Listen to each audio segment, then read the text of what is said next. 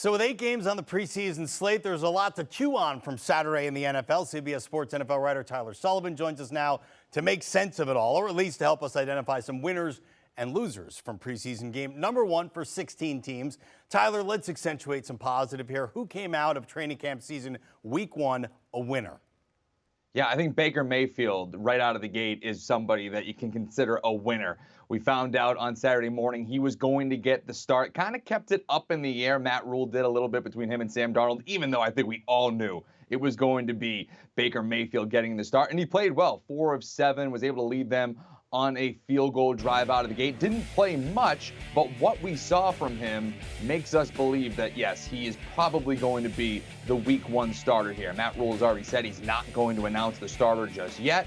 Probably not until after the second preseason game with New England. That's going to be an interesting week because they're going to have joint practices in Foxborough as well. So again, a little bit more competitive reps that you'll see from Baker Mayfield. But again, from what we've seen so far in this minor preseason showing, I think is very interesting. I thought one thing that was kind of interesting too was the 4 completions he had, they were under 10 air yards. One of the things that the Panthers like about Baker Mayfield, and one of the things that he hangs his hat on as a quarterback, is pushing the ball down the field. So if all of a sudden he's still able to do that and now kind of work in that intermediate and short fields, that's going to make him a more dynamic quarterback, and that's going to help the Panthers' offense overall.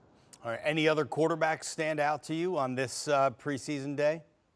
Yeah, I think we're looking in Pittsburgh. It's just remarkable. Mitchell Trubisky, Mason Rudolph, and Kenny Pickett, all of them played extremely well. Obviously, Mitchell Trubisky got the start, and I don't think he did anything that would deter him from being the week 1 starter. I mean, he was able to move 90 yards down the field on the opening drive, was particularly sharp. It seems like he really is understanding Matt Canada's offense. So again, that's good for the short-term Pittsburgh Steelers. Probably still going to be the week 1 guy, in my opinion. I don't think that's going to change or anything along those lines. But then you go down the roster and you look at this game as it kind of unfolded. Kenny Pickett, to me, was absolutely sensational in that second half. The stadium was rocking when he was stepping onto the field, and he delivered quite nicely. He had a touchdown drive immediately, and you can see the stats there. 13 for 15, 95 yards, and 2 touchdowns. And that final touchdown was a game winner. So again, he's coming up clutch there for the Steelers as well. And so you look at the entire package of what the Steelers have at the quarterback position. If Mitchell Trubisky is going to be that stopgap guy for the first few weeks or just to begin the year, or even for the entire 2022 campaign if he's playing well, it does seem like they have a stable quarterback position, whether it's Trubisky to start and then Kenny Pickett as the long-term guy. You can't really complain too much about what you saw from him right out of the gate in week 1. Quarterback, the most important position on the field. We got a lot of winners from a Saturday chock full of preseason games. There have to be some losers in the bunch here. They don't have to be quarterbacks. Who are your losers for the day?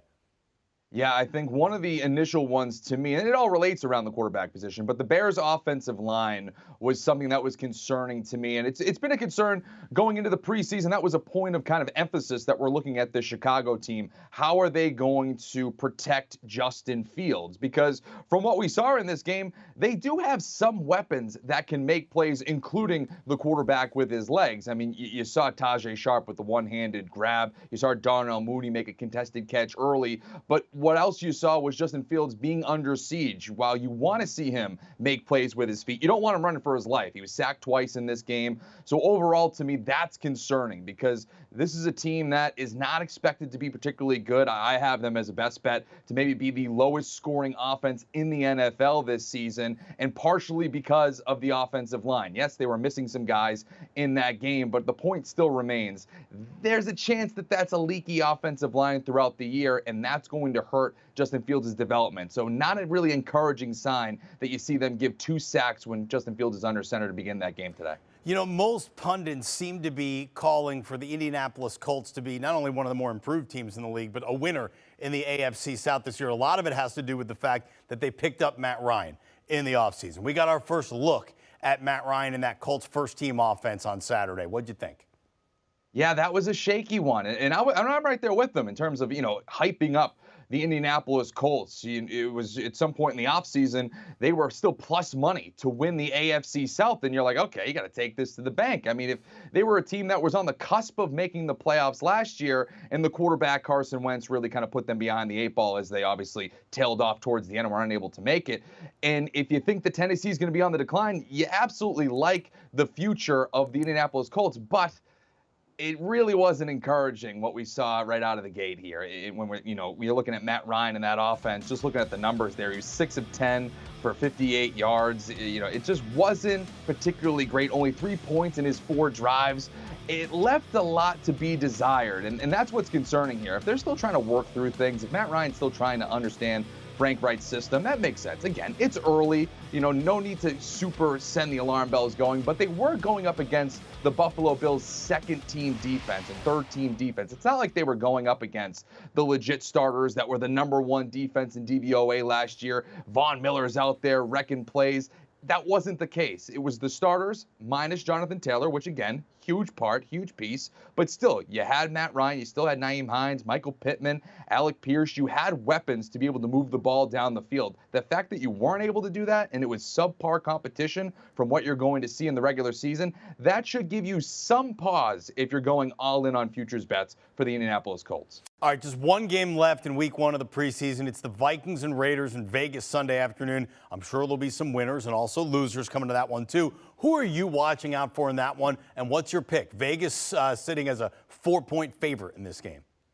Yeah, obviously, whatever starters are playing in this game, those are going to get the biggest attention. I think for me, at least, it's going to be the general offense of the Minnesota Vikings. How is that going to look under a new head coach, Kevin O'Connell, whether it's, Dalvin Cook, Alexander Mattison out of the backfield. We know that Kirk Cousins is not going to play in this game due to COVID-19. So there's kind of a wrench in things as we kind of look at that overall offense. But again, if you could see how the offense is going to run under this new system, that's going to obviously be something to keep an eye on. But for me, I think the Las Vegas Raiders come out of this one. I would lay the points. I would take them in this one. We don't necessarily know who's going to play, whether the Derek Carrs, the Devontae Adams, those guys, the Darren Wallers, or, the Hunter Renfros, all those guys. We don't know if they're going to play or not.